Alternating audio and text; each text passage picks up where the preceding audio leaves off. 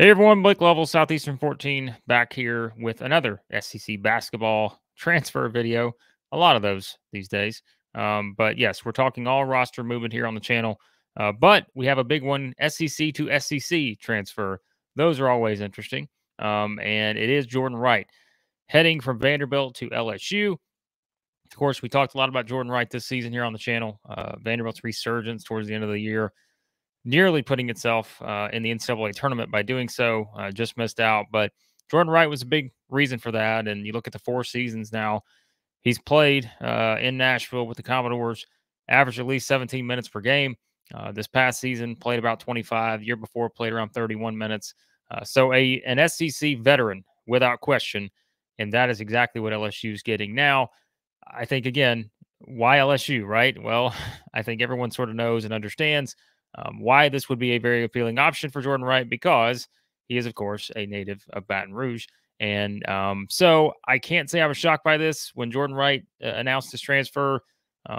Somebody I think, that I usually get some pretty good information from. I mean, this was the first one that popped up, LSU. It just made the most sense if you tried to connect all the dots.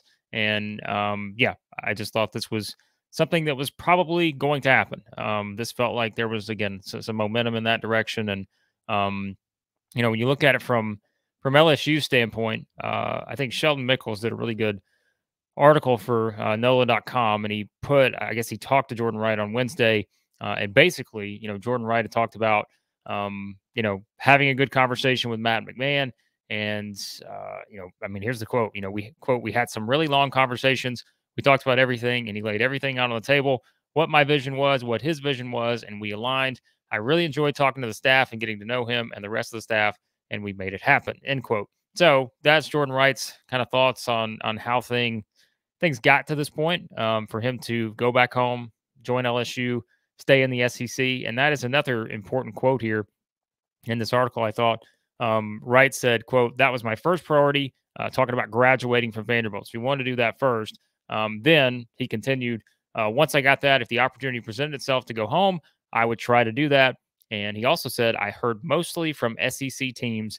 I talked to some other ones, but I was really looking at staying in the conference. So, yes, as I said, I think we talked about it when Jordan Wright transferred in one of the videos we did.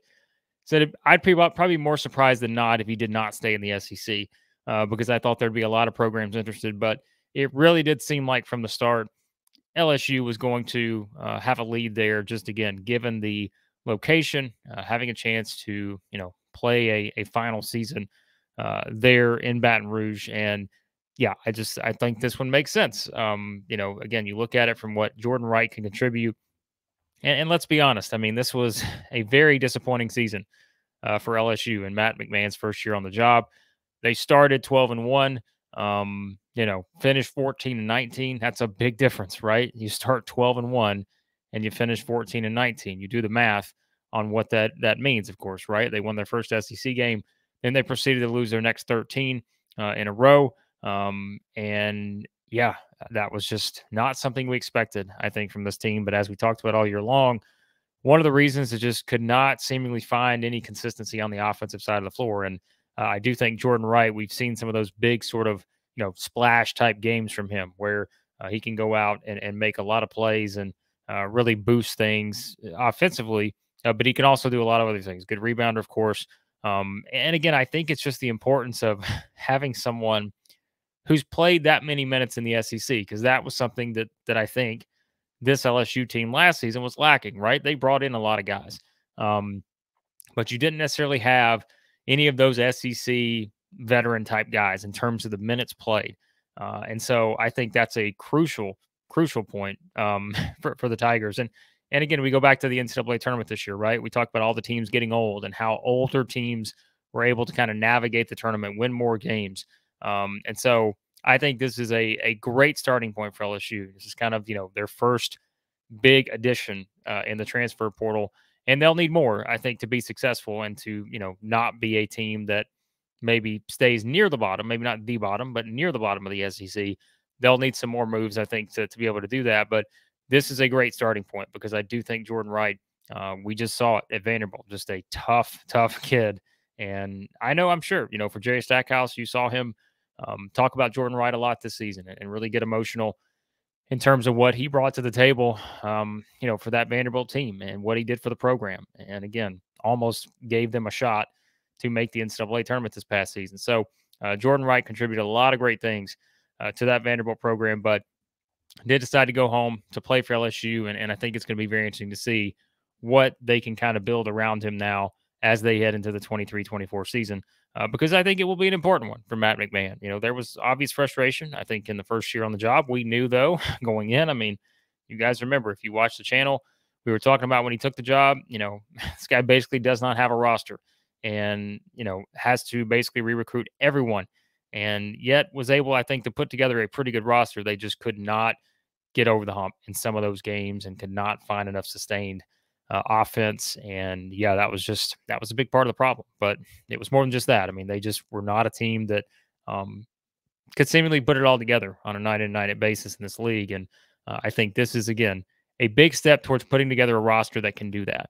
But it takes more than one, right? Like, it's going to take more than just getting Jordan Wright to do it. But I think everything that he brings to the table, it is a big addition for this LSU team, given where it's at right now. So I think that is a very important move here for Matt McMahon to pick up a really good player in Jordan Wright. But if we quickly look at it from the Vanderbilt standpoint, the Commodores, and we'll talk about this in another video. I'm going to do another video, as I usually do. We kind of spotlight some of the bigger moves, but we're going to talk about Vanderbilt a little bit more in the next one. But I think it's now the sixth player, that officially is in the transfer portal from Vanderbilt, or is now transferred. You know what I'm saying? So it'll be interesting to see kind of what the Commodores do to rebuild their roster, because again, I do think Jordan Wright was a big piece of the puzzle there, and not having him back, they'll obviously have some good players returning. We'll talk about that again in another video, because there was someone else that entered the transfer portal, and we will mention that in the other video we do with that. But yes, so LSU off to a good start here after a disappointing season, and we will see what Matt McMahon can continue to do with this roster. But this is a big one in terms of getting Jordan Wright, who, as I said, I thought was going to stay in the SEC no matter what. And it just makes a lot of sense that he's going back home to Baton Rouge to perhaps give LSU the boost that he was able to give Vanderbilt over these past couple of seasons. So there you go. There's some thoughts on Jordan Wright to LSU, a significant move in the transfer portal and in the SEC. And perhaps we'll have more SEC to SEC transfers. Would not surprise me there at all. But if you want to have it all on the channel, you can do that just by hitting that subscribe button. We cover it all.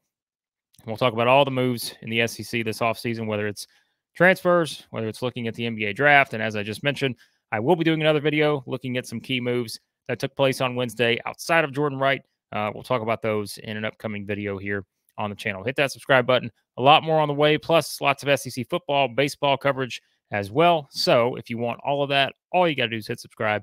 And as always, we appreciate your support of the channel, and we'll talk to you again soon here on Southeastern 14.